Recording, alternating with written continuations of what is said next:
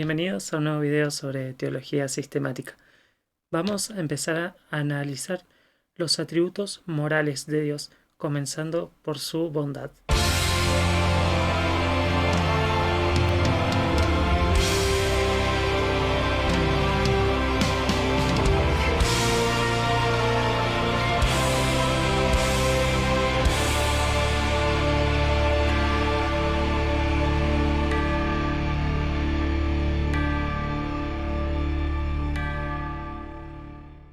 El Salmo 34, versículo 8 nos dice: Prueben y vean que el Señor es bueno, dichosos los que en Él se refugian. La Biblia es clara en cuanto a esto, en cuanto a que Dios es bueno. Y no solo eso, sino que nos dice que Dios es el único bueno. Esto es lo que Jesús le dice al joven rico.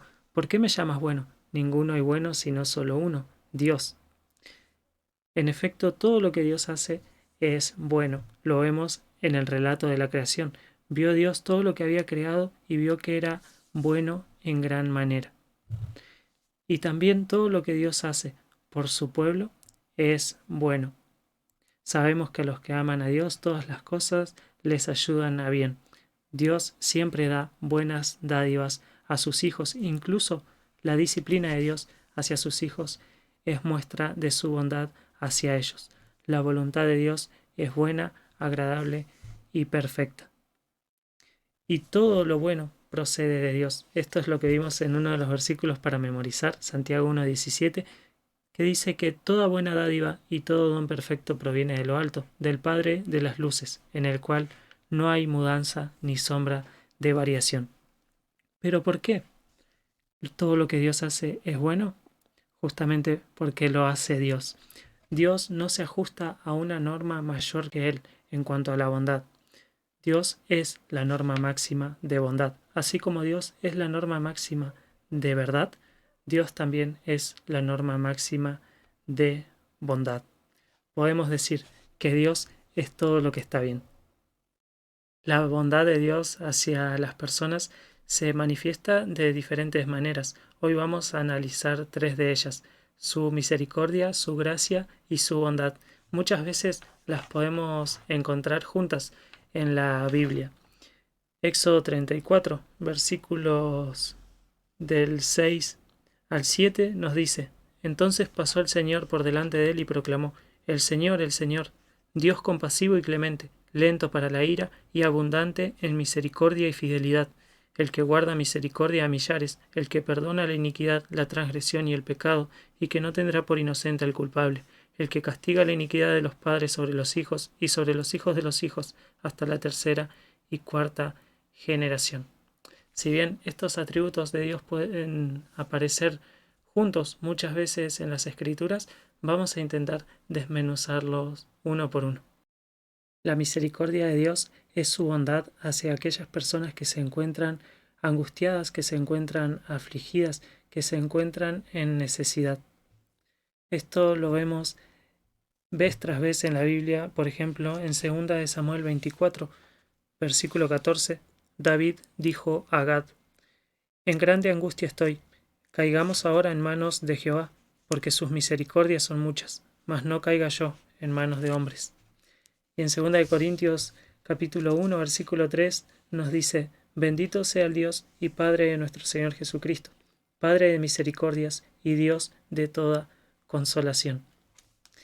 Lo vemos también en la vida de Jesús, como Él se acercaba especialmente a las personas en necesidad, y lo vemos por toda la Biblia, el especial cuidado que Dios tiene de las personas que se encuentran en angustia, que se encuentran afligidas, de las personas que se encuentran en necesidad, de los pobres, de las viudas, de los huérfanos. Vemos en la ley de Dios un especial cuidado hacia este grupo de personas. Y este también es un atributo comunicable de Dios. En el Sermón del Monte Jesús dice que son bienaventurados los misericordiosos, porque ellos alcanzarán misericordia. El Dios de la Biblia es el Dios de toda gracia. Ese es el concepto que transita toda la Escritura.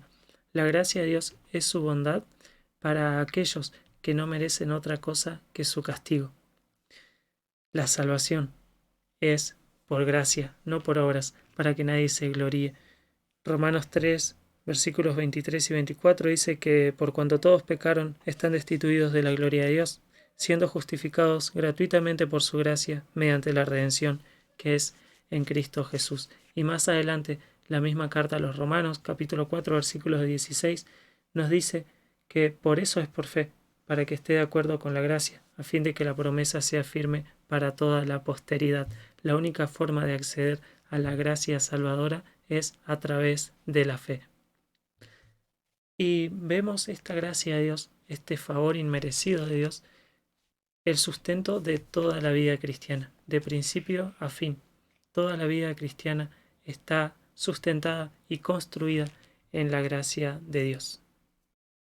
La tercera manifestación de la bondad de Dios que vamos a analizar hoy es su paciencia, y la podemos definir como la bondad de Dios al retener el castigo por un periodo de tiempo.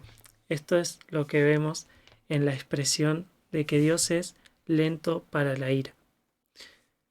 Y esta paciencia de Dios la vemos desde el Génesis, cuando Dios le dice a Adán que el día que comieran del fruto del árbol prohibido, ciertamente morirían. Sin embargo, Dios, en vez de ejecutar el castigo inmediatamente, le teje ropas y cubre su desnudez. Vemos que la paciencia de Dios se ha prolongado hasta nuestros días y se manifiesta especialmente en el acto redentor de Cristo. En ese acto de redención, Dios pasó por alto en su paciencia los pecados pasados para manifestar su justicia.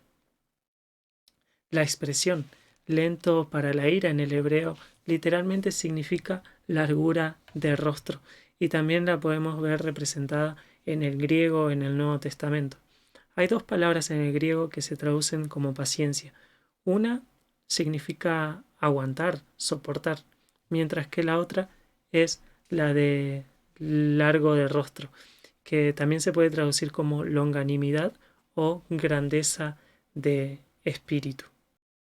La paciencia de Dios no es eterna y tampoco es una invitación a permanecer en el pecado. Esto es lo que nos dice Romanos 2, versículo 4.